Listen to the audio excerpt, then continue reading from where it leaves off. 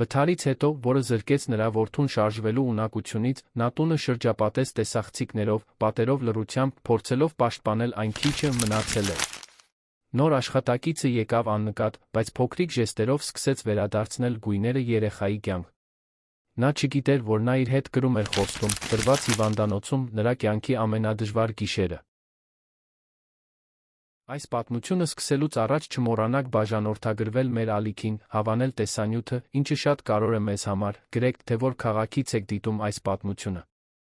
Անձրը խփում էր Երանի Նորք Մարաշ թաղամասում գտնվող տան մեծ պատուհաններին, ստեղծելով արձագանք, որը տարածվում էր դատարկ միջանցքներով։ Արամ Մանուկյանս մեկ անգամ կարգավորեց անվտանգության մոնիտորի ձայնը, դիտելով իր արջի էկրանին հաջորդաբար թարթող պատկերները։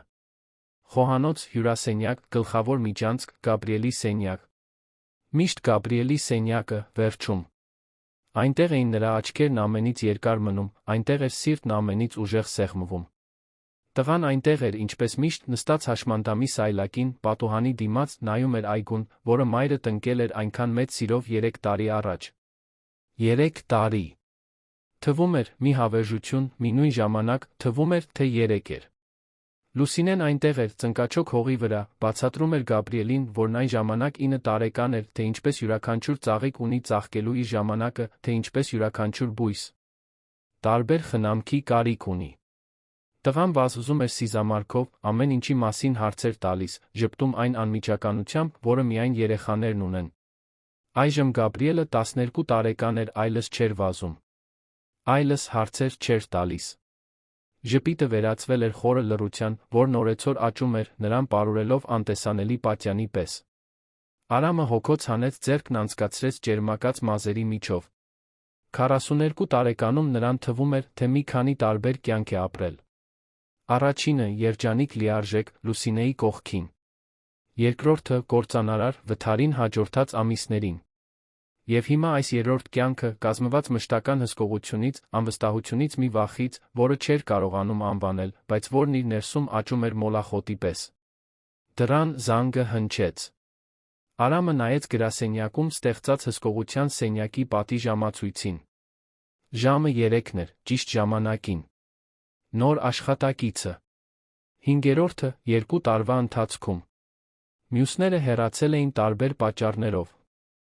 Մեկը, Գաբրիելի լռությանը չդիմանալու պատճառով, մյուսը, որովհետև Արամը պարզել էր, որ նա քրքրում է իր անձնական իրերը, երրորդը, որովհետև պարզապես մի օր անհետացավ, իր հետ տանելով մի քանի արժեքավոր իրեր։ Չորրորդը, տիկին Կարինեն, դիմացել էր գրեթե 6 ամիս, բայց վերջում հոգնել էր մշտական հսկողության տակ գտնվելու զգացումից։ Որովհետև նա իսկապես հսկողության տակ էր։ Բոլորն էին։ Արամն իջավ մարմարե աստիճաններով, նրա քայլերի ձայնն արձագանքում էր հսկայական տանը։ Նորք Մարաշի առանձնատունը Լուսինեի երազանքն էր։ Նա միշտ ասում էր, որ ուզում է մի վայր, որտեղ Գաբրիելը կարող է մեծանալ կանաչով շրջապատված, Երանի կենտրոնի աղմուկից հեռու։ Մի վայր, որտեղ նրանք կարող են իսկական ընտանիք լինել։ Ճակատագրի դաժան հեգնանք։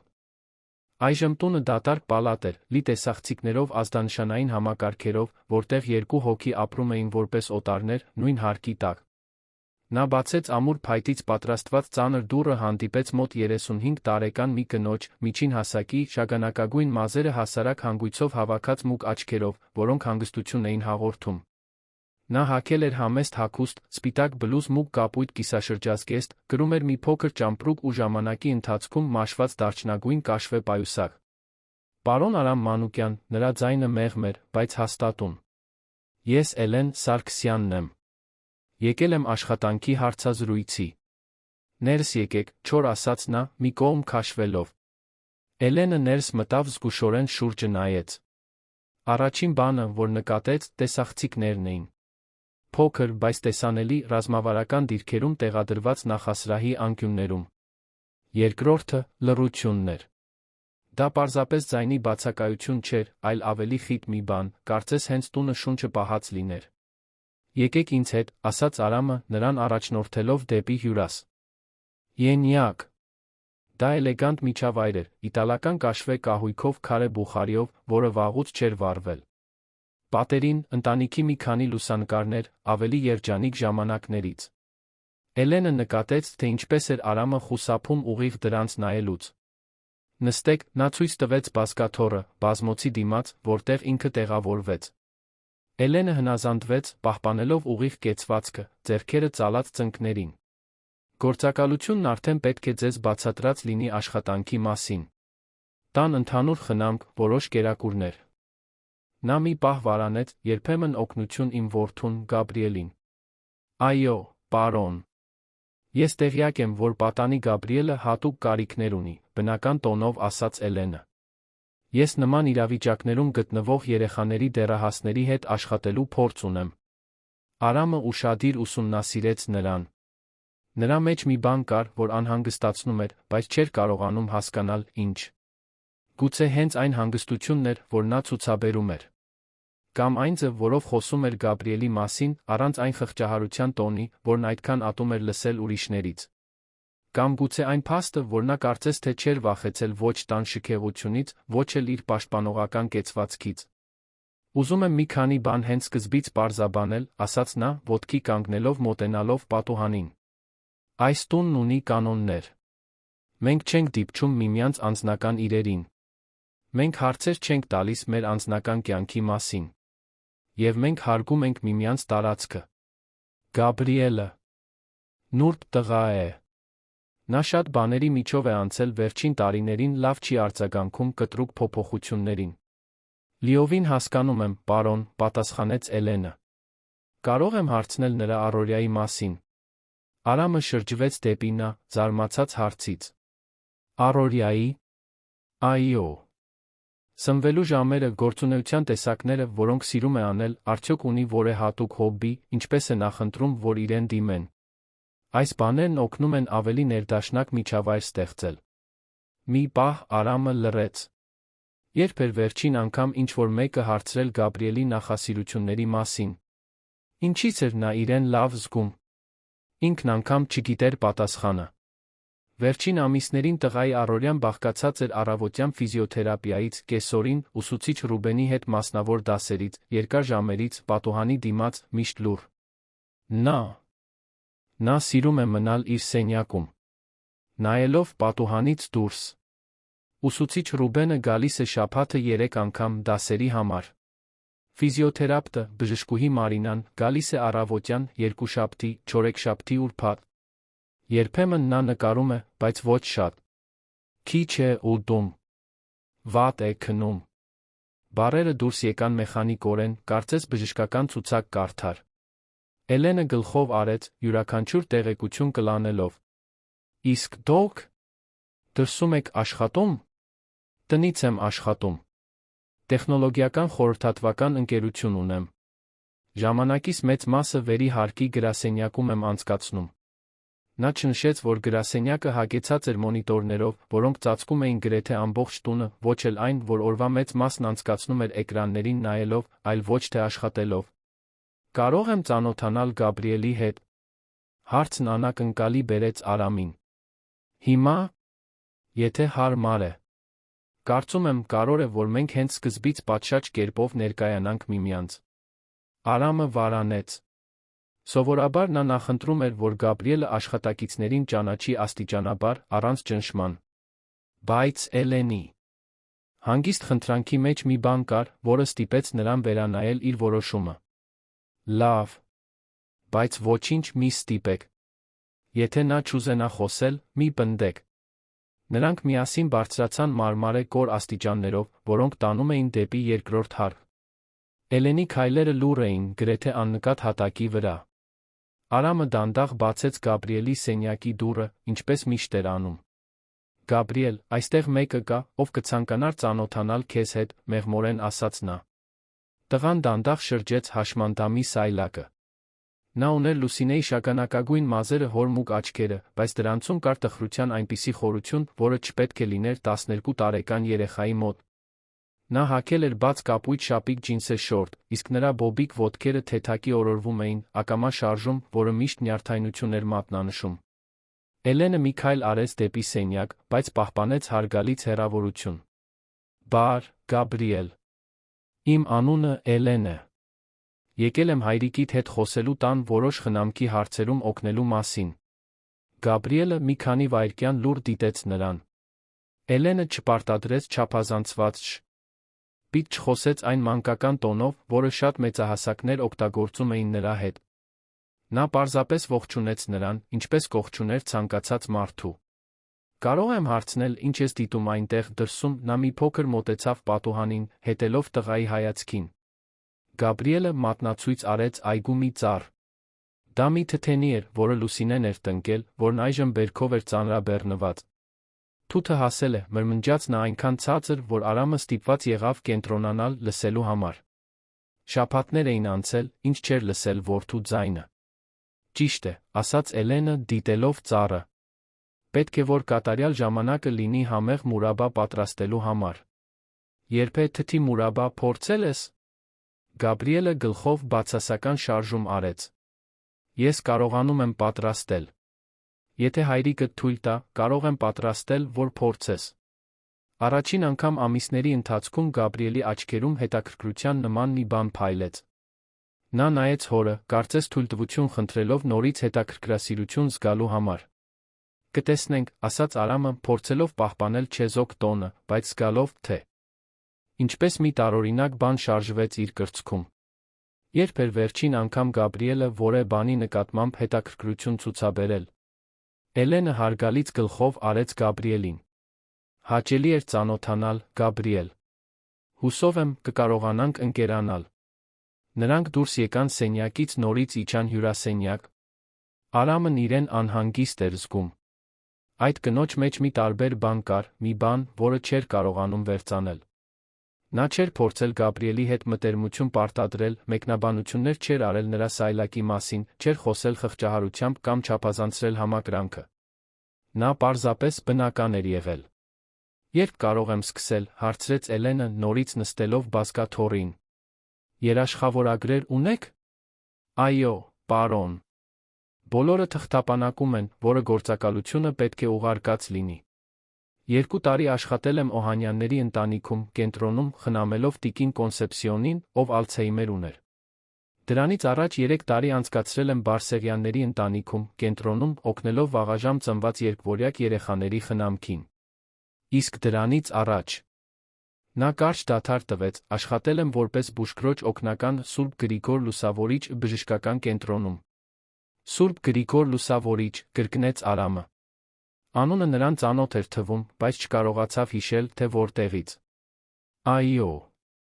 Այնտեղ շատ բան սովորեցի համբերության յուրաքանչյուր մարդու ապաքինվելու ժամանակը հարգելու կարողության մասին, ինչ ձով էլ որ դա լինի։ Այն ձի մեջ, որով նա ասաց այդ բառերը, մի բան կար, որն Արամին անհարմարավետություն պատճառեց։ Ոչ թե բացասական անհարմարավետություն, այլ կարծես նա ուղղակիորեն խոսում էր մի վերքի մասին, որը նա տարիներ շարունակ կրում էր ծածնում, թե գոյություն չունի։ Աշխատավարձն այն է, ինչ պայմանավորվել ենք գործակալության հետ։ Դուք կունենաք հանգստյան օր կիրակի օրերին սենյակ այստեղ, առաջին հարկում, տան հետնամասում։ Սնունդը կտրամադրվի։ Ակնկալում եմ ճշտապահություն, զսպվածություն։ Նա նորից վարանեց այս ընտանիքի առանձնահատկությունների ըմբռնում։ Հասկանում եմ, պարոն Արամ։ Կարող եմ սկսել վաղվանից, եթե հարմար է։ Լավ։ Եկեք առավոտյան ժամը 7-ին։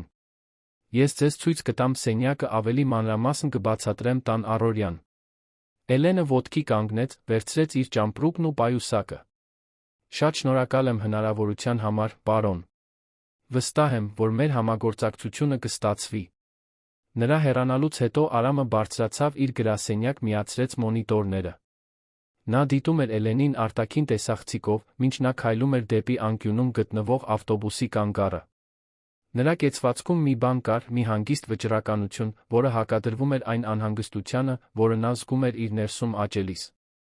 Այդ գիշեր, Գաբրիելի հետ լուռ ընթրիքի ժամանակ, նա նկատեց, որ տղան սովորականից ավելի հաճախ էր նայում պատուհանից դեպի թթենին։ Եվ երբ գնաց որդուն բարի գիշեր մաղթելու, Գաբրիելը մի բան շշնջաց, որը նրան լիովին անակնկալի բերեց։ Հայրիկ, կարծում ես, նա իսկապես կպատրաստի։ Մուրաբան։ Արամը մի քանի վայրկյան կանգնած մնաց սենյակի դռան մոտ, փորձելով ընկալել այն փաստը, որ Գաբրիելն ինքնուրույն զրույց էր սկսել։ Չգիտեմ, որդիս։ Ինչու ես հարցնում։ Որովհետ վաղուց է, ինչ այս տանը ոչ ոք քաղցր բան չի պատրաստել։ Գաբրիելի խոսքերն ամբողջ գիշեր արձագանքում էին Արամի մտքում։ Ճիշտ էր։ Լուսինեի մահից հետո տունը դարձել էր ֆունկցիոնալ, սառը մի վայր, որտեղ հիմնական կարիքները բավարարվում էին, բայց որտեղ այլս տեղ չկար փոքր հաճույքների, քաղցր անակնկալների, կյանքի ինքնաբուխ դրսևորումների համար։ Փորձելով քնել, Արամը բռնեց իրեն մտածելիս այն մասին, թե ինչպես էր Էլենը նայել Գաբրիելին։ Առանց խղճահարության, առանց անհարմարության, բայց նա առանց անտարբերության։ Կարծես նա իսկապես տեսնում էր նրան, ոչ թե պարզապես որպես հաշմանդամություն ունեցող երեխա կամ դառնացած մարդու տրավմայի ենթարկված որդի։ Նա նրան տեսել էր որպես Գաբրիել։ Բայց փորձը նրան սովորեցրել էր անվստահ լինել ամեն ինչի բոլորի նկատմամբ։ Քանի անգամ էր նա թույլ տվել, որ դրա կա։ Նա առաջին տպավորությունները խաբեն իրեն։ Քանի անգամ էր հույսը վերածվել հիասթափության։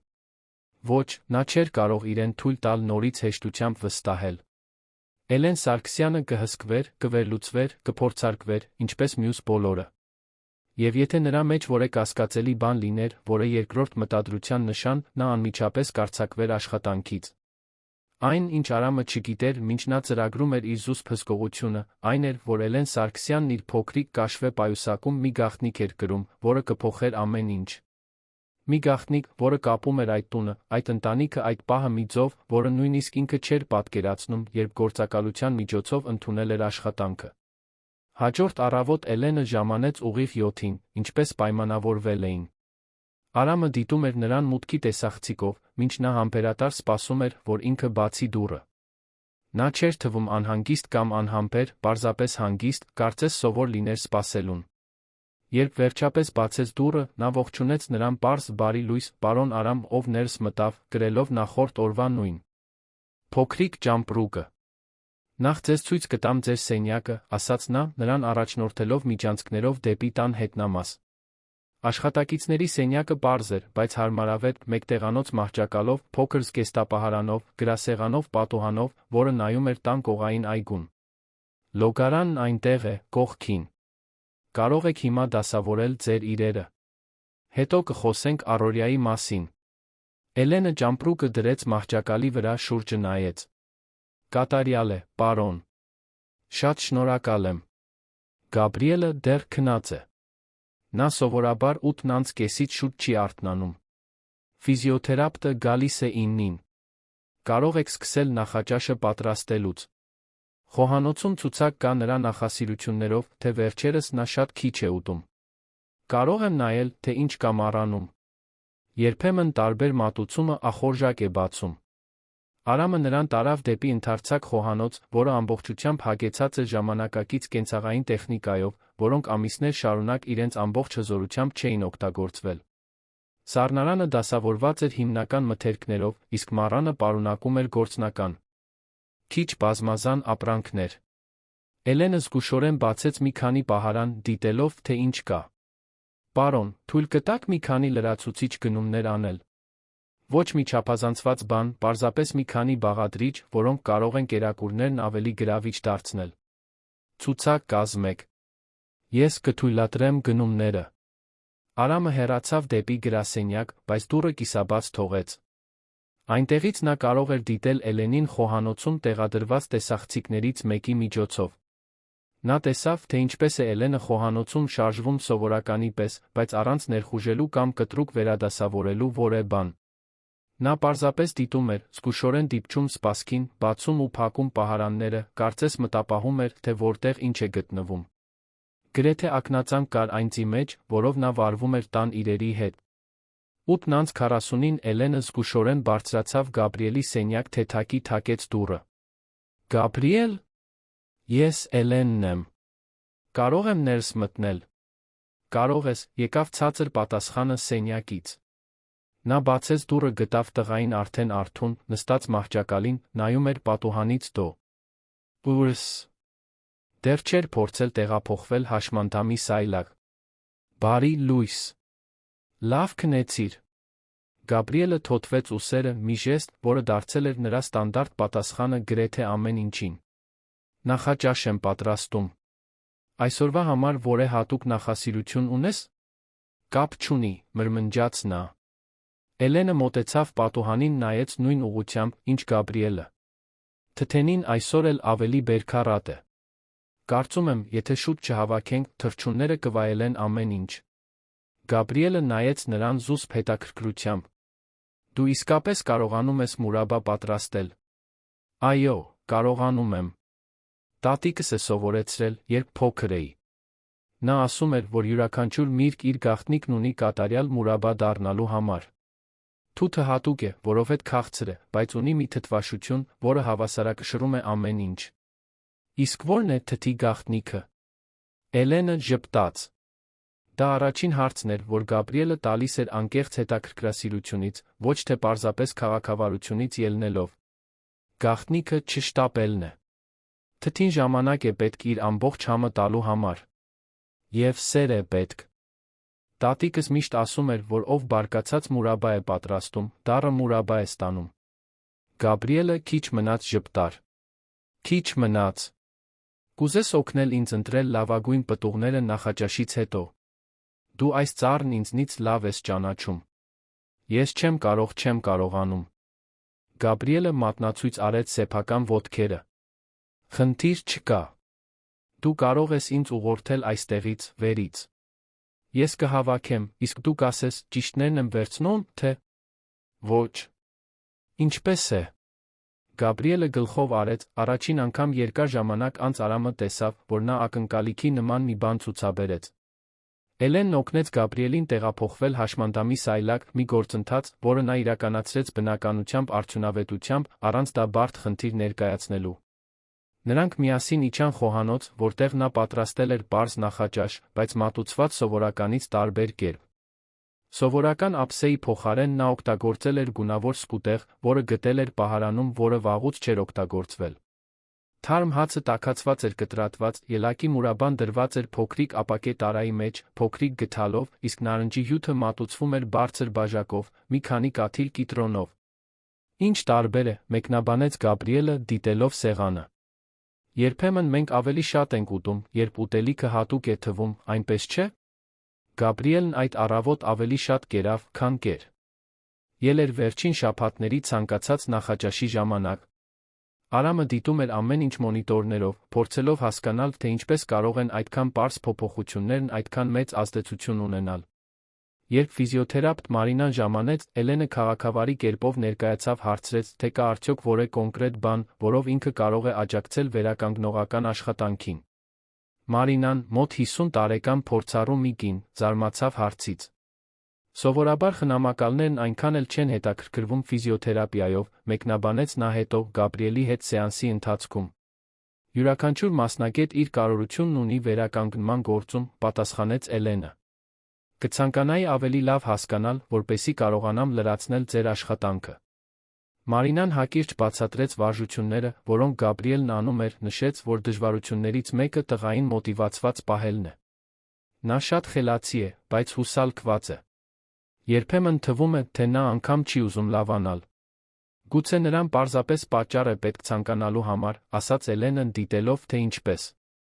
է Գաբրիելը ջանք թափում Իրանի մկաններն ամրացնող վարժություն կատարելիս։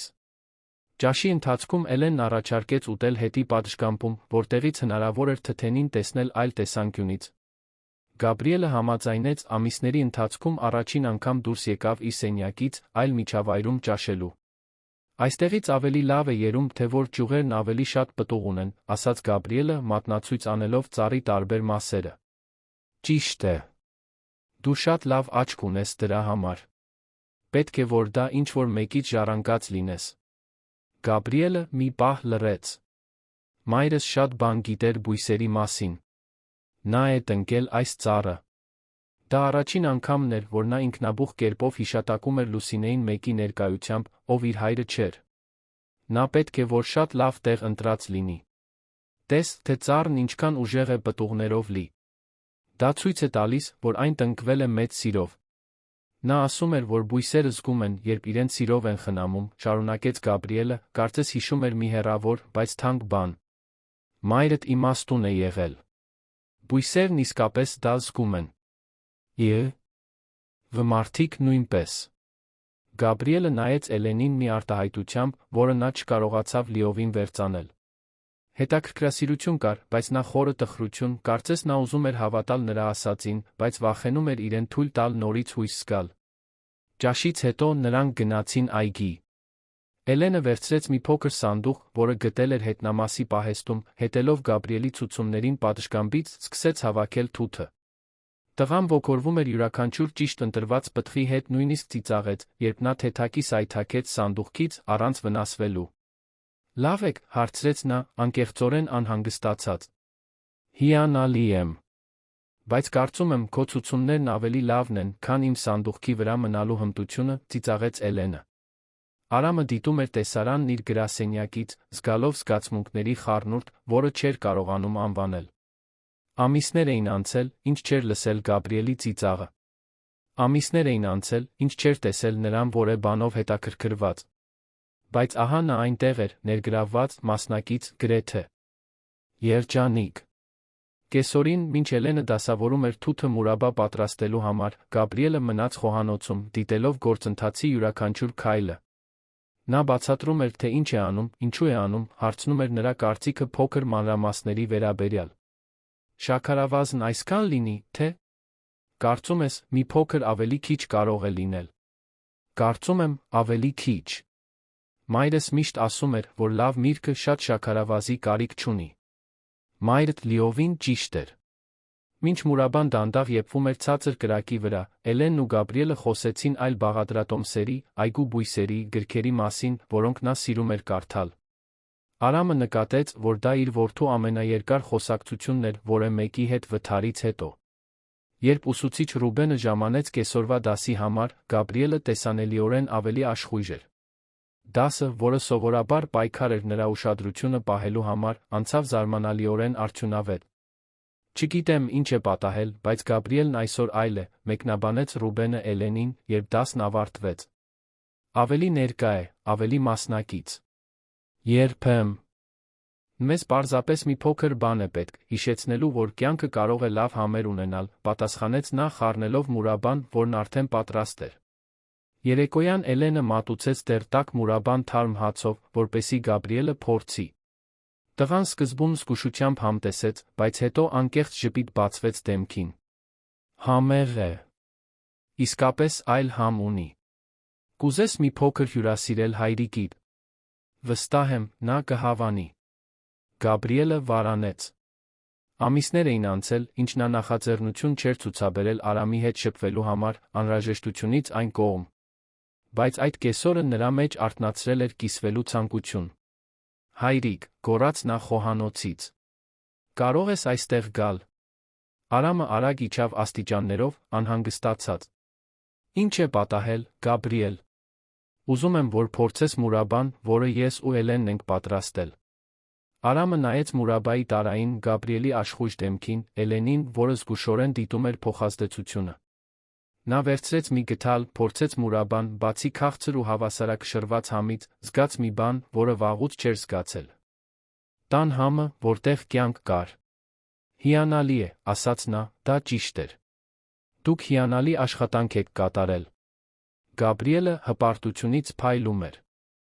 Էլենն ասաց, որ ես լավ աչք ունեմ մրգեր ընտրելու համար։ Դրա համար է այսքան լավ ստացվել։ Այդ գիշեր, երբ Գաբրիելը քնեց, Արամը մենակ մնաց հյուրասենյակում, դիտելով սեղանին դրված մուրաբայի տարան։ Այդքան պարզ մի բան, բայց որը փոխել էր տան ամբողջ օրը։ Ծիծաղ կար, խոսակցություն կար, կյանք կար։ Բայց որքան շատ էր մտածում դրա մասին, այնքան ավելի էր աճում նրա անվստահությունը։ Ինչպես կարող էր ինչ-որ մեկն այդքան կատարյալ լինել։ Այդքան բնականորեն լավ Գաբրիելի հետ։ Այդքան ընդունակ նրա մեջ արթնացնելու զգացմունքներ ու ռեակցիաներ, որոնք նույնիսկ լավագույն մասնագետները չէին կարողացել։ Մի բան չէր համընկնում, Արամը վճռել էր պարզել, թե ինչն է դա։ Նա բարձրացավ գրասենյակ, միացրեց մոնիտորները, վերանայելով օրվա ձայնագրությունները։ Ուշադիր դիտում էր Էլենին յուրաքանչյուր տեսարանում, փնտրելով որևէ մանրամասն, որը կբացահայտեր նրա իրական մտադրությունները։ Տեսավ, թե ինչպես է նա դասավորում իր հագուստը սենյակում, միշտ մանրակրկիտ հարգալից։ Տեսավ նրան խոհանոցում, աշխատելով արդյունավետ, բայց առանց շտապելու։ Տեսավ նրան Գաբրիելի հետ, համբերատար, բարի, անկեղծորեն հետաքրքրված նրա ասելիքով։ Ոչ մի կասկածելի բան չկար։ Եվ հենց դա էր, որ նրան ավելի կասկածամիտ էր դարձնում։ Արամը բացեց նոութբուքը Google-ում մուտքագրեց նրա լրիվ անունը։ Էլեն Սարգսյանը տարածված անուն էր, որը հազարավոր արդյունքներ էր վերադարձնում։ Փորձեց ստել որոնումը, ավելացնելով երան, Սուրբ Գրիգոր Լուսավորիչ, խնամակալ։ Սոցիալական ցանցերում մի քանի պրոֆիլներ հայտնվեցին, բայց ոչ մեկը, որը հստակորեն համապատասխաներ այն կնոջը, որը քնած էր իր տան հետնամասի սենյակում։ Նա վերցրեց հեռախոսը, զանգահարեց զբաղվածության գործակալություն։ Բարի երեկո, Արամ Մանուկյանն է։ Կցանկանայի հաստատել որոշ տեղեկություններ Էլեն Սարգսյանի մասին, ում դուք ուղղորդել եք իմ տանն աշխատելու համար։ Իհարկե, պարոն Մանուկյան։ Որե խնդիր կա։ Ոչ թե խնդիր։ Պարզապես կցանկանայի ավելի մանրամասն ստուգել նրա երաշխավորագրերը։ Հատկապես նրա աշխատանքի մասին Սուրբ Գրիգոր Լուսավորիչ բժշկական կենտրոնում։ Մի պահ, խնդրեմ։ Արամը սպասեց, մատներով թխկացնելով սեղանին, տեսախցիկով դիտելով Էլենին, որը խաղաղ քնած էր իր սենյակում։ Պարոն Մանուկյան։ Ստուգեցինք, բոլոր տեղեկությունները ճիշտ են։ Նա աշխատել է որպես բուժքրոջ օգնական Սուրբ Գրիգոր Լուսավորիչ բժշկական կենտրոնում 4 տարի, հեռանալով 2022-ին։ Նախորդ ընտանիքներից երաշխավորագրերը նույնպես գերազանց են։ Կարող եմ հարցնել, արդյոք որե կոնկրետ մտահոգություն կա։ Ոչ, շնորհակալություն։ Պարզապես հաստ։ Ատում էի։ Արամն անջատեց հեռախոսը, բայց անհարմարավետության զգացումը մնաց։ Բանն այն չէր, որ Էլենի հետ ինչ-որ բան այն չէր։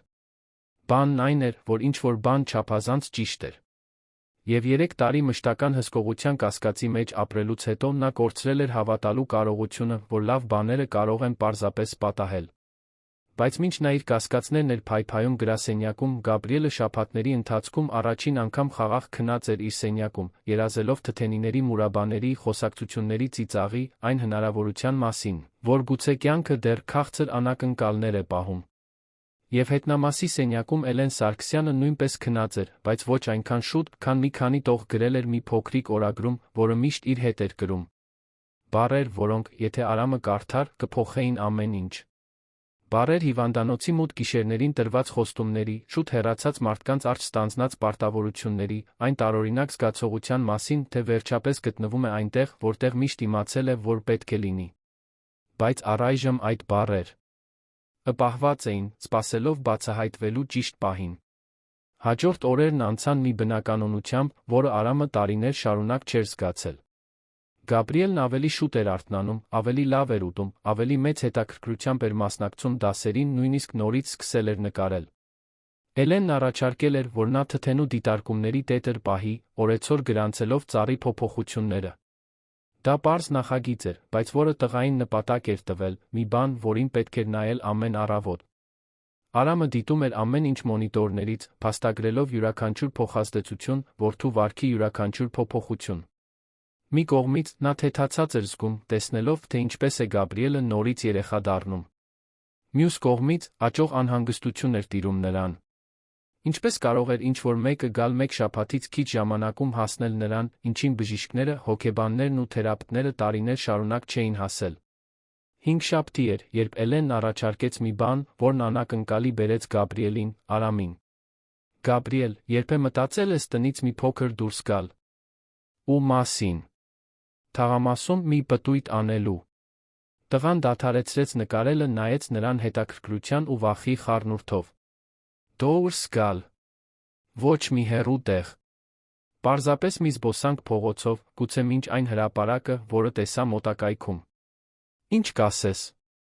Գաբրիելն ավտոմատ կերպով նայեց սենյակի անկյունի տեսախցիկին, կարծես լուր թույլտվություն խնդրելով հորից։ Ավելի քան 1 տարի էր, ինչ նա տնից դուրս չէր եկել ոչ մի բանի համար, բացի բժշկական այցելություններից։ Ես չգիտեմ, հայրս թույլ կտա։ Արի հարցնենք նրան։ Գրասենյակում Արամը զգաց, որ սիրտը սկսեց արագ բաբախել։ Տնից դուրս գալը նշանակում էր դուրս գալ վերահսկվող գոտուց, հեռու տեսախցիկներից, հեռու իր մշտական հսկողությունից։ Դա նշանակում էր վստահել Էլենին այն ամենաթանկ բանը, որ իրեն մնացել էր։ Մի քանի րոպե անց Էլենը թակեց գրասենյակի դուռը։ «Պարոն Արամ, կարող եմ խոսել ձեզ հետ»։ Նա ընդունեց նրան, փորձելով հանգիստ ելալ։ «Իհարկե։ Ինչ է պատահել»։ Գաբրիելի հետ խոսեցի թաղամասում փոքր զբոսանքներ անելու հնարավորության մասին։ Կարծում եմ, դա օգտակար կլինի նրա համար մի փոքր ավելի շատ շփում ունենալ արտաքին աշխարհի հետ։ Բայց, իհարկե, միայն ձեր թույլտվությամբ։ Արամը մի քանի վայրկյան լուռ մնաց, մտածելով խնդրանքի մասին։ Գաբրիելը վաղուց տնից դուրս չի եկել։ Նա իրեն անապահով է զգում հանրային վայրերում։ Լիովին հասկանում եմ։ Կարող ենք սկսել շատ դանդաղ։ Այսօր միայն մինչ արջի մայթը, վաղը գուցե մինչ անկյունը, աստիճանաբար մեծացնել հեռավորությունը։ Միշտ հարգելով նրա ռիթմը։ Իսկ եթե մի բան պատահի։ Եթե նա իրեն վատ զգա։ Եթե… Էլենը նրբորեն ընդհատեց նրան։ «Պարոն Արամ, կարող եմ մի հարց տալ։ Դուք վախենում եք, որ Գաբրիելի հետ մի բան կպատահի, թե՞։ Վախենում եք նրան տեսադաշտից կորցնելուց»։ Հարցը հարվածի պես դիպավ Արամին։ Նա մի պահ անպատասխան մնաց, որովհետև գիտեր, որ նա դիպել էր հարցի էությանը։ Խոսքը միայն Գաբրիելի անվտանգության մասին չէր։ Խոսքը իր սեփական կաթվածահար անող վախի մասին էր, որդու կյանքի յուրաքանչյուր վայրկյանը չվերահսկելու։ Ես պետք է իմանամ, թե որտեղ է նա։ Ամբողջ ժամանակ։ Իսկ եթե ես վերցնեմ իմ հեռախոսը զանգեմ ձեզ յուրաքանչյուր 5 րոպեն մեկ։ Կամ եթե գնանք միայն այնքան, որքան դուք կարող եք մեզ տեսնել պատուհանից։ Նրա խոսելու ձի մեջ մի բան կար, որը քանդում էր նրա պաշտպանական պատնեշները։ Դա ոչ թե քամահրանք էր, ոչ էլ ճնշում։ Դա նրա վախերի անկեղծ ըմբռնում էր, զուգորդված մեղմ վճռականությամբ այն մասին, թե ինչն է լավագույնը Գաբրիելի համար։ Լավ, վերջապես զիջեց նա։ Բայց միայն այնքան, որքան կարող եմ տեսնել ձեզ հյուրասենյակի պատուհանից։ Հիանալի է։ Շնորհակալ եմ, պարոն Արամ։ Երբ Էլենը Գաբրիելին ասաց, որ հայրը թույլատրել է զբոսանքը, տղայի դեմքը լուսավորվեց մի ձով, որը Արամը տարիներ շարունակ չէր տեսել։ Նրանք միասին իջան արջի այգի, Գաբրիելն իր հաշմանդամի սայլակով, իսկ Էլենը քայլում էր կողքից, դանդաղ հրելով նրան քարե արահետով։ Հյուրասենյակի պատուհանից Արամը դիտում էր նրանց, քրտնած ձեռքերով, արագ բաբախող սրտով։ Նրանց այնտեղ դրսում տեսնելը, թե տան դռնից ընդամենը 20 մետր հեռավորության վրա, նրա մեջ նացնում էր խուճապ, որի դեմ պայքարում էր։ Բայց մինույն ժամանակ, դիտելով Գաբրիելի պայծառ դեմքը, լսելով նրա աշխույժ ձայնը, որը խոսում էր Էլենի հետ հարան այգու բույսերի, անցնող մեքենաների, բարեկամաբար իրենց վրա հաչող շան մասին, մի բան շարժվեց նրա կրծքում։ Նրանք դրսում մնացին ընդամենը 15 րոպե, բայց երբ վերադարձան, Գաբրիելը փոխվել էր։ Նրա այտերին գույն կար, աչքերում փայլ, ձայնում էներգիա։ Հայրիկ, տեսա՞ր, թե քանի ակացիա կա մեր փողոցում։ Էլենն ասաց, որ շուտով կծաղկեն։ Իսկ կապույտ տան պարոն Հովակիմը ձեռքով արեց ինձ պատուհանից։ Արամը չգիտեր, որ Հարանը հիշում է Գաբրիելին, ոչ էլ, որ նա սիրով դիտում է նրան այդ պատուհանից։ Աշխարհի այնքան շատ բան էր նա կորցրել, ինքն իրեն որդուն տանը փակելով։ Այդ գիշեր, երբ Գաբրիելը քնեց, ոգորված խոսելով հաջորդ օրվա զբոսանքի մասին, Արամը որոշեց, որ պետք է ավելի խորը հետաքննի Էլենին։ Նրա մեջ մի բան կար, որը չէր համապատասխանում, նա պետք է պարզեր, ինչն էր դա։ Նա սպասեց, մինչ համոզվեց, որ Էլենը քնած է, լուռ իջավ հետնամասի սենյակ։ Դուռը փակված չէ։ Ըստ մեկ նշան, որ նա թաքցնելու ոչինչ չուներ, կամ չափազանց խելացի էր կասկածներ չհարուցելու համար։ Սենյակը մանրակրկիտ կերպով հավաքված էր։ Հագուստը ճշգրտորեն ծալված զգեստապահարանում, մի փոքր ինքնաշեն գրադարակ, մի քանի գրքերով, մի բաժակ ջուր գիշերասեղանին։ Ամեն ինչ շատ պարզ էր, շատ նորմալ։ Արամը բացեց գրասեղանի դարակը։ Ներսում մի քանի անձնական թղթեր, փաստաթղթեր, պատվաստումների քարտ։ Ոչ մի կասկածելի բան։ Բացեց զգեստապահարանը, զննեց հագուստի գրպանները։ Դարձյալ ոչինչ։ Հենց պատրաստվում էր հանձնվել, երբ նկատեց աթոռի թիկնակից կախված դարչնագույն կաշվե պայուսակը։ Դա նույն պայուսակն էր, որը նա կրում էր, երբ եկել էր։ Մի պահ վարանեց։ Ուրիշի անձնական իրերը քրքրելը խախտում էր, որը գիտեր, որ սխալ է։ Բայց վախն ավելի ուժեղ էր, քան բարոյական գիտակցությունը։ Նա զգուշորեն բացեց պայուսակը։ Ներսում սովորական իրեր։ Դրամապանակ, բանալիներ, մի քանի հիմնական դեղամիջոց, ծանր, մի փոքրիկ աստվածաշունչ։ Եվ հատակում մի փոքրիկ փայտե տուփ, ափի չափ։ Արամը վերցրեց այն դանդաղ բացեց։ Ներսում ոսկեգույն մեդալիոն կար զգուշորեն ծալված թղթի կտոր։ Նախ վերցրեց մեդալիոնը։ Այն նուրբ էր, հին, ներսում փոքրիկ լուսանկար կար։ Նրա շունչը կտրվեց։ Դա Էլենի լուսանկարն էր, բայց շատ ավելի երիտասարդ, գուցե 10 տարով։ Եվ նրա կողքին, ժպտալով, Լուսինեն էր։ Արամի ձեռքերը դողացին, երբ նա բացեց թուղթը։ Ձեռագիրն անսխալականորեն Լուսինեինն էր, չնայած դողացող տառերին, որոնք ցույց էին տալիս, որ գրվել է դժվարին պայմաններում։ Էլեն, շնորհակալ եմ, որ իմ կյանքի ամենադժվար գիշերը ինձ հետ մնացիր։ Գիտեմ, որ ինձ չէիր ճանաչում, բայց քո ներկայությունն ինձ ուժ տվեց մինչ վերջ դիմանալու։ Եթե մի օր ես այլս չլինեմ, դու գտնես իմ Գաբրիելին, խնդրում եմ, խնամիր նրան, ինչպես խնամեցիր ինձ։ Նա իմ ամենաթանկ բանն է աշխարհում։ Խոստանում ես։ Լուսինե Մանուկյան, Սուրբ Գրիգոր Լուսավորիչ, բկ, 15 մարտի 2022 թ. Արամը ծանր նստեց աթոռին, թուղթը դողում էր ձեռքերում։ 2022 թվականի մարտի 15։ Վթարի գիշերը։ Այն գիշերը, երբ Լուսինեն մահացավ, Սուրբ Գրիգոր Լուսավորիչ բժշկական կենտրոնում 3 օր կոմայի մեջ մնալուց հետո։ Այն գիշերը, երբ նա չկարողացավ ժամանակին հասնել, որովհետև խնամում էր Գաբրիելին, ով նույնպես հիվանդանոցում էր, բայց այլ հարկում։ Լուսինեն մենակ էր մահացել։ Կամ նա այդպես էր կարծում։ Բայց նա մենակ չէր եղել։ Էլենն այնտեղ էր։ Հիշողությունները վերադարձան ձնահյուսի պես։ Նա հիշում էր, որ հարցրել էր բժիշկներին, թե արդյոք ինչ-որ մեկը եղել է Լուսինեի հետ վերջին պահերին։ Մի բուժքույր հպանցիկ նշել էր, որ այո, մի բուժքրոջ օգնական մնացել է նրա հետ։ Բայց շփոթության ցավի պահին նա չէր մտածել հարցնել անունը կամ փնտրել այդ մարդուն, շնորհակալություն հայտնելու համար։ Էլենը ճանաչում էր Լուսինեին։ Եղել էր իր կնոջ հետ վերջին պահերին։ Խոստում էր տվել։ Եվ հիմա նա այստեղ էր, կատարելով այդ խոստումը։ Արամը ամեն ինչ հետ դրեց տուփի մեջ, փակեց պայուսակը, դուրս եկավ սենյակից լուսնոտի պես։ Բարձրացավ իր սենյակ։ Նստեց մահճակալին, փորձելով ընկալել այն, ինչ բացահայտել էր։ Էլենը սովորական աշխատակից չէր, որը պատահաբար հայտնվել էր իր կյանքում։ Նա եկել էր կոնկրետ նպատակով։ Կատարելու մահամերձ կնոջը տված խոստումը։ Խնամելու Գաբրիելին։ Բայց ինչու նա հենց սկզբից չէր ասել ճշմարտությունը։ Ինչու էր թաքցրել իր կապը Լուսինեի հետ։ Եվ ամենակարևորը, էլ ինչ գիտեր նա այն գիշերվա մասին, որը ինքը չգիտեր։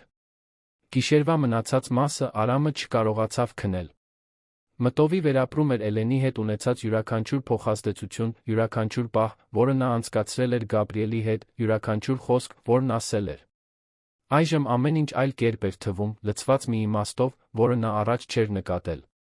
Հաջորդ առավոտ Էլենը խոհանոցում հայտնվեց սովորական ժամին, պատրաստեց նախաճաշը ինչպես միշտ, ողջունեց Գաբրիելին նույն սիրով, ինչպես միշտ։ Բայց Արամը նրան դիտում էր այլ աչքերով, փնտրելով այն ճշմարտության նշանները, որն այժմ գիտեր։ Նախաճաշի ընթացքում Գաբրիելը ոգորված պատմեց ծաղկած ակացիաների մասին տեսած երազի մասին, Էլենը նրան լսում էր անկեղծ հետաքրքրությամբ, հարցեր տալով, ծիծաղելով նրա ստեղծագործ նկարագրություններից։ Արամը նկատեց, թե ինչպես է նա նայում նրան։ Դա պարզապես մասնագիտական սեր չէր։ Այնտեղ ավելի խորը մի բան կար, գրեթե մայրական։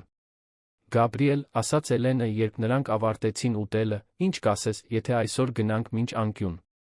Հայրիկդ ասաց, որ կարող ենք մի փոքր ավելի հեռու գնալ։ Իսկապես, Գաբրիելը ակնկալիքով նայեց հորը։ Արամը գլխով արեց, դեռ փորձելով կարգի բերել մտքերը։ Բայց նրա հեռախոսը պետք է միշտ միացված լինի։ Իհարկե, հայրիկ։ Մինչ Էլենն օգնում էր Գաբրիելին պատրաստվել զբոսանքի, Արամը բարձրացավ գրասենյակ, վերցրեց հեռախոսը։ Զանգահարեց Սուրբ Գրիգոր Լուսավորիչ բժշկական կենտրոն։ Կցանկանայի խոսել մեկի հետ, ով կարող է ինձ տեղեկություններ տրամադրել 2018-ից 2022 թվականներին այնտեղ աշխատած աշխատակիցների մասին, ասաց նա, երբ պատասխանեցին։ Մի քանի անգամ փոխանցվելուց հետո նրան հաջողվեց խոսել մարդկային ռեսուրսների բաժնի վարիչի հետ։ Էլեն Սարգսյան։ Թույլ տվեք ստուգել։ Այո, նա այստեղ աշխատել է որպես բուժքրոջ օգնական։ Օրինակելի աշխատակից, շատ սիրված հիվանդների նրանց հարազատների կողմից։ Հեռացել է 2022 թվականին անձնական հարցերով զբաղվելու համար։ Կարող եմ հարցնել, ինչու եք հետաքրքրվում։ Ես։ Նա հիմա իմ տանն է աշխատում։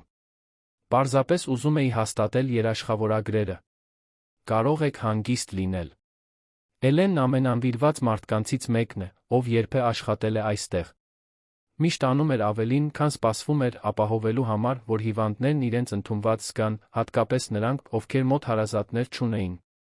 Արամն անջատեց հեռախոսը, ավելի շատ հարցերով, քան պատասխաններով։ Էլենն իրական էր, նրա պատմությունը ճշմարիտ էր, նրա նվիրվածությունն անկեղծ էր։ Բայց դեռ չէր հասկանում, թե ինչու նա չէր պատմել Լուսինեի հետ իր կապի մասին։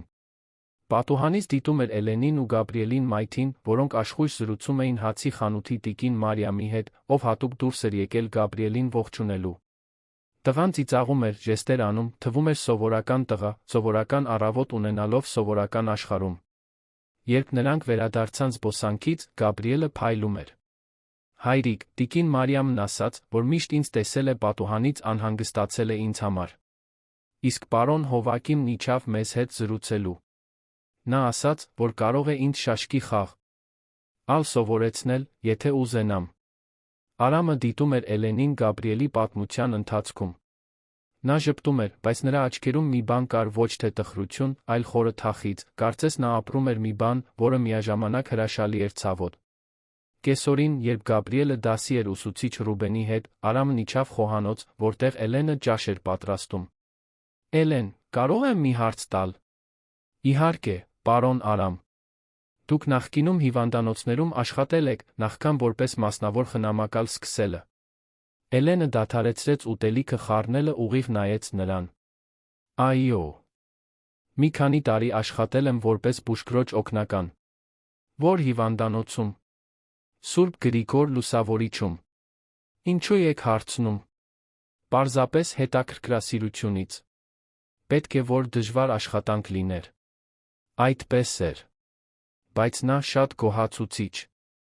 Մարդկանց կյանքում պահեր կան, երբ նրանք պետք է իմանան, որ մենակ չեն։ Հիվանդանոցն այդ վայրերից մեկն է։ Նրա ասած խոսքերի մեջ մի բան կար, որը հաստատեց Արամի համար, որ նա հստակ գիտեր, թե ինչի մասին է խոսում։ Եվ ավելին, որ նա եղել է այնտեղ, այդ վայրում, իր կյանքի այդ վճռորոշ պահին։ Էլեն, ասաց նա, ձայնը թեթակի դողալով, կա մի բան, որ կցանկանայիք ինձ պատմել։ Այն մասին, թե ինչպես իմացաք այստեղ, տանը, աշխատանքի թափուր տեղի մասին։ Էլենը երկար նայեց նրան, կարծես գնահատում էր, արդյոք ճիշտ պահն է ճշմարտության համար։ Պարոն Արամ, վերջապես ասաց նա, մեր կյանքում բաներ են պատահում, որոնք մենք տրամաբանորեն չենք կարող բացատրել։ Երբեմն մենք առաջնորդվում ենք այնտեղ, որտեղ պետք է լինենք, նույնիսկ երբ չենք հասկանում ինչու։ Դա չի պատասխանում իմ հարցին։ Ոչ, չի պատասխանում։ Բայց գուցե դա միակ պատասխանն է, որը ես կարող եմ տալ հիմա։ Արամը աճող հիասթափություն զգաց, բայց նախքան կկարողանար պնդել, Գաբրիելը գոռաց հյուրասենյակից. Էլեն, Էլեն, արի տես նկարը, որը նկարել եմ մեր զբոսանքից։ Նա ժպտաց Արամին մի արտահայտությամբ, որը խառնում էր ներողության խնդրանքն ու վճռականությունը, գնաց Գաբրիելին պատասխանելու։ Այդ գիշեր Արամը որոշում կայացրեց։ Հաջորդ օրը նա ուղղակիորեն կբախվեր Էլենի հետ մեդալիոնի, խոստման, Լուսինեի մասին։ Նրան պետք էր ամբողջական ճշմարտությունը, նույնիսկ եթե դա նշանակեր կորցնել նրան։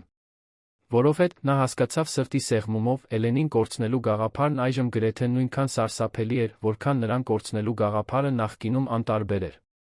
Գաբրիելը կապվել էր նրա հետ։ Եվ, եթե ազնիվ լիներ ինքն իր հետ, ինքը նույնպես։ Հաջորդ առավոտ Արամն արթնացավ մի վճռականությամբ, որը տարիներ շարունակ չէր զգացել։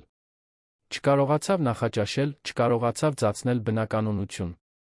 Երբ Էլենը խոհանոցում հայտնվեց Գաբրիելի նախաճաշը պատրաստելու, նա կանգնեցրեց նրան։ «Մենք պետք է խոսենք», ասաց նա, առանց շրջանցելու։ «Հիմա»։ Էլենը նայեց նրան անմիջապես հասկացավ, որ ինչ-որ բան փոխվել է։ Նրա հայացքում մի լարվածություն կար, որը նախորդ օրը չկար, մի հրատապություն, որը նա ճանաչեց որպես մեկի, ով կարևոր բան է բացահայտել։ «Գաբրիելը դեռ քնած է», հանգիստ ասաց նա։ «Կարող ենք խոսել հյուրասենյակում»։ Նրանք լուռ գնացին դեպի հյուրասենյակ։ Արամը փակեց դուռը իր հետից շրջվեց դեպի Էլենը, որը կանգնած էր մնացել, ձեռքերը խաչած մարմնի առջ, սպասելով։ «Ես գիտեմ», պարզապես ասաց նա։ «Ինչ գիտեք, պարոն Արամ»։ «Ես գիտեմ Լուսինեի մասին։ Գիտեմ հիվանդանոցի մասին։ Գիտեմ խոստման մասին»։ Էլենի դեմքը զարմանք չարտահայտեց, միայն հանգիստ հաշտվողականություն, կարծես նա սպասում էր այս պահին, տուն մտնելու օրվանից։ «Ինչպես իմացաք»։ «Դա կարող է», նրա ձայնը լի էր զսպված հուզմունքով։ «Կարևորն այն է, որ դու ստեցիր ինձ։ Որ դու այստեղ ես կեղծ պատրվակով։ Որ դու ներխուժել ես իմ տուն, իմ որդու կյանք հիմնվելով մի խոստման վրա, որը ես երբեք չեմ խնդրել, որ տրվի»։ Էլենը հանգիստ մնաց նրա պոռթկման դիմաց։ «Դուք ձեր զայրույթի իրավունքն ունեք»։ «Իմ զայրույթի իրավունքը», Արամը ծիծաղեց, բայց դա դառը ծիծաղ էր։ «Դու խաղացել ես տրավմայի ենթարկված երեխայի զգացմունքների հետ։ Ստիպել ես Գաբրիելին կապվել քեզ հետ, առանց ճշմարտությունն ասելու արժանապատվություն ունենալու։ Եվ հիմա ուզում ես խոսել իմ իրավունքների մասին»։ «Գաբրիելը խոստման մասին չգիտի», մեղմորեն ասաց Էլենը։ «Եվ այն ամենը, ինչ նա զգում է իմ նկատմամբ, անկեղծ է, ոչ թե ստի վրա հիմնված։ Բայց դա խաբեության վրա է հիմնված։ Դու այստեղ չես, որովհետև հոգ ես տանում մեր մասին։ Այստեղ ես մեղքի զգացումից։ Մահացած կնոջը տված խոստման համար։ Դուք սխալվում եք»։ Նրա ձայնի հաստատակամությունը անակնկալի բերեց նրան։ «Ինչպես եմ սխալվում»։ Էլենը մոտեցավ պատուհանին, սկսեց նայել այգուն, որտեղ ինքն ու Գաբրիելը մի քանի օր առաջ թութ էին հավաքել։ Երբ խոսեց, նրա ձայնը լի էր մի հուզմունքով, որը նա մինչ այդ պահը պահել էր իր մեջ։ «Ես ձեր կնոջը չէի ճանաչում մինչ այդ գիշեր, պարոն Արամ։ Նա հիվանդանոց ընդունվեց ծայրահեղ ծանր վիճակում, ես հերթապահում էի շտապօգնության բաժանմունքում։ Երբ ինձ հանձնարարեցին ուղեկցել նրան գիշերվա ընթացքում, ես մտածեցի, որ դա կլինի մեկ դժվար հերթապահություն, մեկ կործանված ընտան, որի ականատեսը կլինեմ»։ Նա շրջվեց, նրան նայելու։ «Բայց ձեր կինը հատուկ էր»։ Նույնիսկ ցավի մեջ, նույնիսկ իմանալով, որ մահանում է, նա խոսում էր միայն ձեր երկուսի մասին։ Թե ինչպես է Գաբրիելը խելացի, թե ինչպես է սիրում դիտել այգու բույսերը, թե ինչպես դուք հիանալի հայր եք դարձել, չնայած շատ վաղ եք կորցրել սեփական ծնողներին։ Արամը կրծքում սեղմում զգաց։ Լուսինեն իսկապես գիտեր նրա ամենախորը գաղտնիքները, լավ հայր լինելու մասին նրա անվստահությունը։ Նա ինձ պատմեց թթենու մասին, որը տնկել էր Գաբրիելի համար, թե ինչպես էր ուզում, որ նա մեծանա բնության հետ կապված, այն երազանքների մասին, որ ուներ ձեր ապագայի համար։ Էլենը դադար տվեց, աչքերը արցունքոտվեցին։ Եվ հետո խնդրեց, որ իր հետ աղոթեմ։ Ոչ թե որովհետև չափազանց կրոնասեր էր, այլ որովհետև վախենում էր։ Վախենում էր ձեզ երկուսիդ մենակ թողնելուց, վախենում էր, որ Գաբրիելը չի կարողանա հաղթահարել վթարը, վախենում էր, որ դուք կկորչեք ցավի մեջ։ Նա դա ասել է։ Ասել է։ Եվ ստիպեց ինձ խոստանալ, որ եթե երբեք կարողանամ, կփորձեմ օգնել։ Ոչ թե պարտավորությունից ելնելով, այլ որովհետև նա դիպել էր իմ սրտին մի ձով, որը ես չէի սպասում։ Որովհետև այդ գիշեր, նրան խնամելով, ես զգացի, որ խնամում եմ մի թանկագին ընկերուհու, թե նոր էի ծանոթացել նրա հետ։ Էլենը մոտեցավ նրան։ «Ես այստեղ չեմ եկել մեղքի զգացումից, պարոն Արամ։ Եկել եմ, որովհետև ուզում էի կատարել այն խոստումը, որը տվել էի մի արտասովոր կնոջ։ Եվ որովհետև, երբ գործակալության միջոցով իմացա, որ Նորք Մարաշում Մանուկյանների ընտանիքի տանը թափուր տեղ կա, 12 տարեկան տղայի համար, ով տրավմայի միջով է անցել, սիրտս սկսեց արագ բաբախել։ Ես գիտեի, որ պետք է փորձեմ»։ Արամը ծանր նստեց բազմոցին։ «Ինչու ինձ հենց սկզբից չասացիր։ Որովհետև դուք ինձ անմիջապես դուրս կանեիք»։ Նա նստեց նրա դիմացի բազկաթոռին։ Դուք ոչ ոքի չեք վստահում, իրավացի եք։ Կորցրել եք ձեր կյանքի ամենակարևոր մարդուն, քիչ մնաց կորցնեիք ձեր որդուն։ Եթե ես գայի այստեղ ասելով, որ ճանաչում եմ Լուսինեին, որ նրա հետ էի, երբ նա մահացավ, դուք կմտածեիք, որ ես շահամոլ եմ, որն ուզում է օգտվել իրավիճակից։ Նա ճիշտ էր, Արամը դա գիտեր։ Եթե Էլենն առաջին օրը ճշմարտությունն ասեր, նա երբեք թույլ չէր տա, որ նա տուն մտնի։ Բայց ես ստեցի միայն այն մասին, թե ինչպես իմացա թափուր տեղի մասին, շարունակեց Էլենը։ Մնացած ամեն ինչ ճիշտ էր։ Իմ սերը Գաբրիելի նկատմամբ իրական է։ Նրան լավ տեսնելու իմ ցանկությունն անկեղծ է։ Այն, ինչ ես զգում եմ այս ընտանիքի նկատմամբ, ոչ մի կապ չունի պարտավորության հետ։ Ինչ ես զգում այս ընտանիքի նկատմամբ, հարցը դուրս եկավ ավելի խոցելի, քան Արամը մտադրվել էր։ Էլենն ուղիղ նայեց նրա աչքերին։ Զգում եմ, որ վերջապես գտել եմ, թե որտեղ եմ պատկանում։ Որ դուք երկուսս լրացրել եք իմ կյանքի մի դատարկություն, որի գոյության մասին անգամ չգիտեի։ Գաբրիելն ինձ սովորեցրեց, որ դեռ կարող եմ ինչ-որ մեկի կյանքում փոփոխություն մտցնել։ Իսկ դուք… Նա վարանեց, դուք ինձ ցույց տվեցիք, որ կոտրված սրտերի համար դեռ հույս կա։ Արամը երկար լուռ մնաց, մտածելով այն ամենի մասին, ինչ լսել էր։ Պատմիր ինձ այդ գիշերվա մասին։ Ամեն ինչ։ Ես պետք է իմանամ։ Էլենը խորը շունչ քաշեց։ Ձեր կինը հիվանդանոց հասավ գիշերվա ժամը 10-ի սահմաններում։ Բժիշկներն ամեն ինչ արեցին, բայց վնասվածքները չափազանց ծանր էին։ Կեսգիշերի սահմաններում նրանք ինձ ասացին, որ բժշկական տեսանկյունից այլս անելիք չկա, որ դա ժամանակի հարց է։ Հարցրին, արդյոք նա ընտանիք ունի։ Ես ասացի, որ ամուսինը հիվանդանոցում է որդու հետ, ով նույնպես վնասվել էր վթարի հետանքով։ Դու գիտեիր, որ ես այստեղ եմ։ Գիտեի։ Եվ գիտեի, որ դուք անհնարին պահի միջով եք անցնում, ստիպված լինելով ընտրել նրա կամ Գաբրիելի հետ մնալու միջ։ Այնպես որ որոշեցի մնալ։ Չէի կարող թույլ տալ, որ նա մենակ մահանա։ Արցունքները սկսեցին հոսել Արամի դեմքով։ Նա հիշում էր այդ սարսափելի գիշերը, բժիշկներին, որոնք ասում էին, որ Գաբրիելի վիճակը կայունացել է, բայց մշտական հսկողության կարիք ունի, ստիպված լինելով ընտրել իր կյանքի երկու սերերի միջ։ Լուսինեն արթնացավ գիշերվա ժամը 2-ի սահմաններում, շարունակեց Էլենը։ Գիտակից էր, բայց թույլ։ Հարցրեց ձեր մասին, ես ասացի, որ լավ է, որ Գաբրիելը կապաքինվի։ Նա ժպտաց ասաց, որ գիտի, որ ես ստում եմ իր վիճակի մասին, բայց շնորհակալ է, որ փորձում եմ խնայել իրեն։ Ասաց, որ միշտ իմացել է, որ ուժեղ է, բայց այդ պահին վախենում էր։ Ինչից էր վախենում։ Հեռանալուց, առանց համոզված լինելու, որ դուք լավ կլինեք։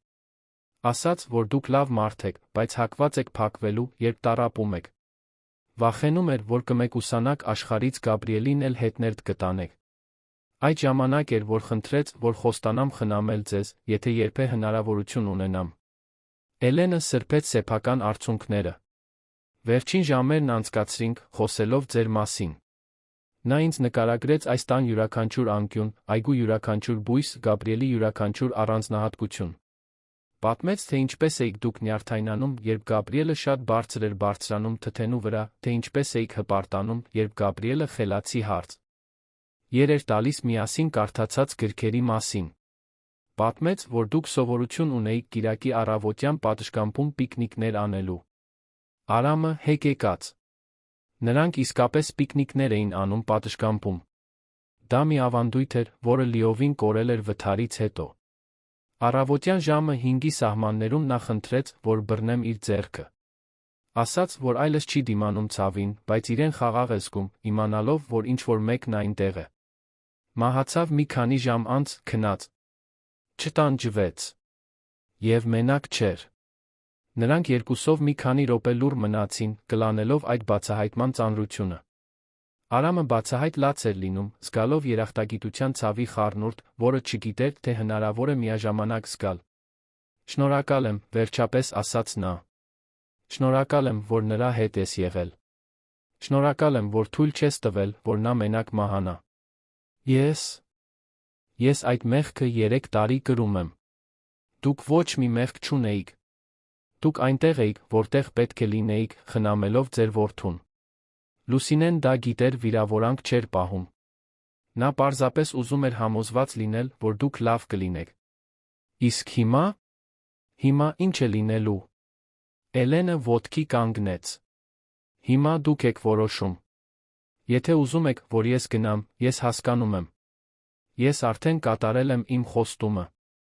Գաբրիելը լավ է, նա նորից սկսում է ապրել։ Դուք նույնպես։ Իմ աշխատանքն այստեղ կարող է ավարտված լինել։ Դու ուզում ես գնալ։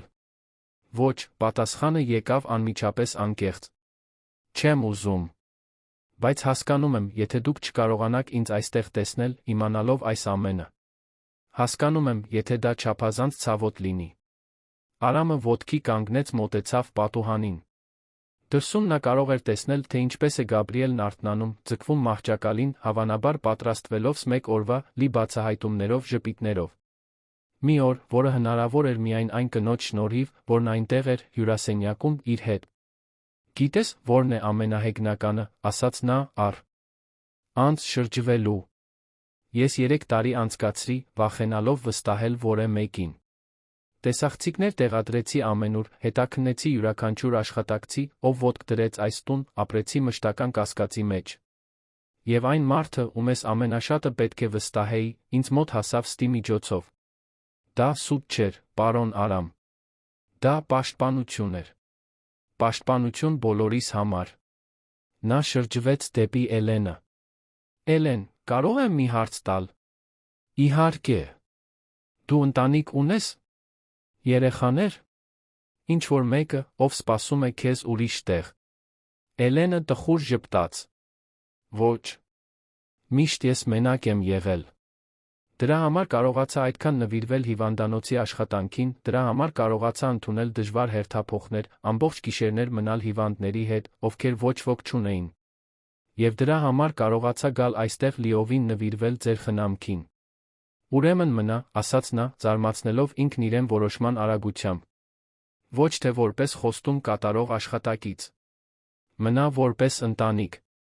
Էլենը նայեց նրան, լիովին չհասկանալով։ Որպես ընտանիք։ Գաբրիելը քո կարիքն ունի։ Եվ ես։ Ես էլ ունեմ։ Ես այլս չգիտեմ, թե ինչպես ապրել առանց քեզ այստեղ։ Ես այլս տեսախցիկներ չեմ ուզում, հսկողություն չեմ ուզում, վախ չեմ ուզում։ Ես վստահություն եմ ուզում։ Կյանք եմ ուզում։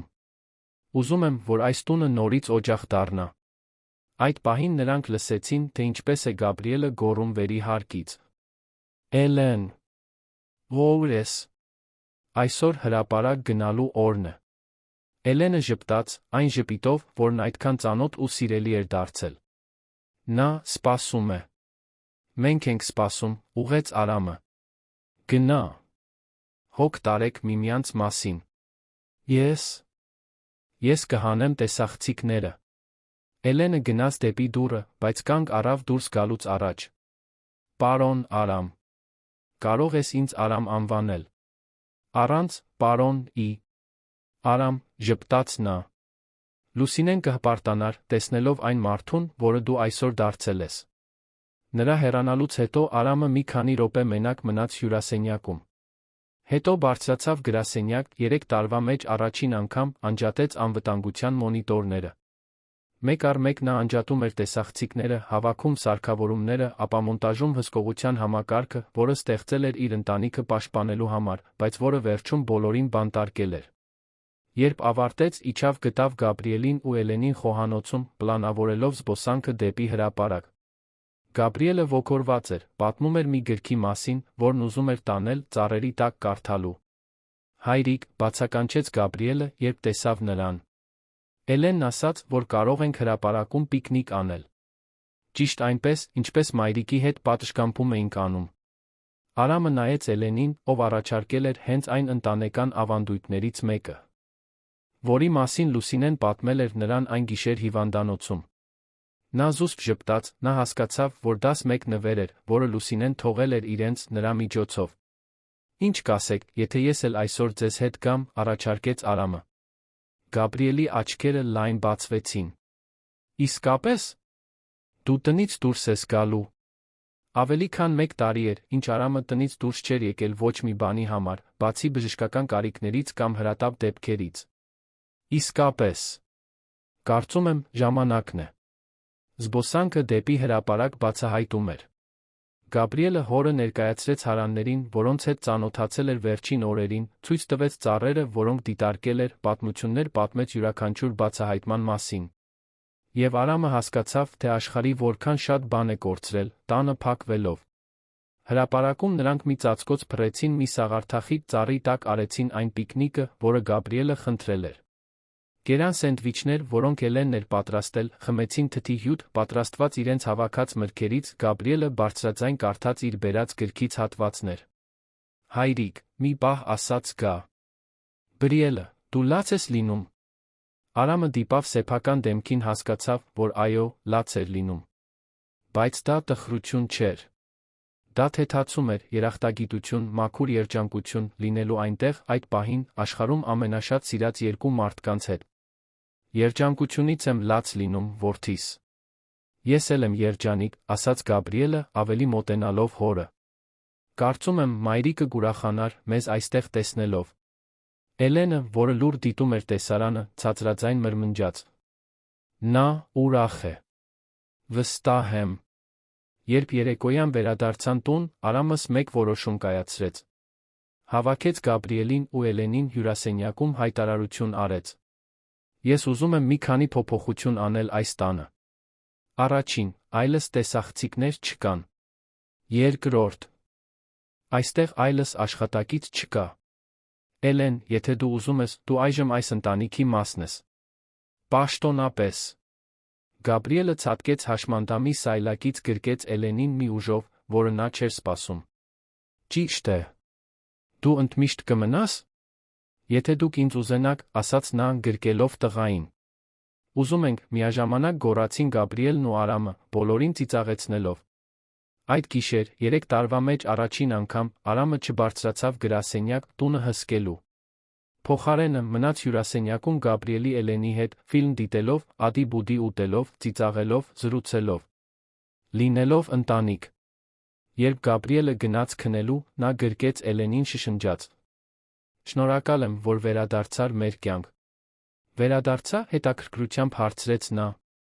Այո։ Վստահ եմ, որ դու արդեն մեր ընտանիքի մասն էիր։ Պարզապես մի փոքր երկար տեց, մինչ այստեղ հասար։ Գաբրիելի բարձրանալուց հետո Արամն ու Էլենը մենակ մնացին հյուրասենյակում։ Մի բան կար, որ նա դեռ պետք է ասեր։ Էլեն, այն գիշերվա մասին։ Լուսինեի մասին։ Ուզում եմ, որ իմանաս, որ այլս պետք չէ կրել այդ խոստման ծանրությունը։ Դու արդեն շատ ավելին ես արել, քան կարելի էր սպասել։ Եթե հիմա այստեղ մնաս, թող դա լինի, որովհետև դու ես ուզում, ոչ թե որովհետև պարտավորված ես զգում։ Արամ, մեղմորեն ասաց նա, կարող եմ մի գաղտնիք պատմել։ Իհարկե։ Այն խոստումը, որը ես տվեցի Լուսինեին, այն չէր, որ ինձ այստեղ բերեց։ Այն էր, որ ինձ խիզախություն տվեց գալու։ Ես արդեն ուզում էի այստեղ լինել, նախքան ձեր մասին իմանալը։ Ես պարզապես սպասում էի իմ ընտանիքին գտնելուն։ Եվ հիմա գտա։ Նրանք մի պահ լուռ մնացին, կլանելով այդ բառերի իմաստը։ Ուրեմն բարի գալուստ Սարգսյան Մանուկյանների ընտանիք, ասաց Արամը, ժպտալով։ Թե Մանուկյան Սարգսյանների։ Իսկ ինչ կասես, պարզապես ընտանիք, առաջարկեց Էլենը։ Հաջորդ ամիսներին Նորք Մարաշի տունը լիովին փոխվեց։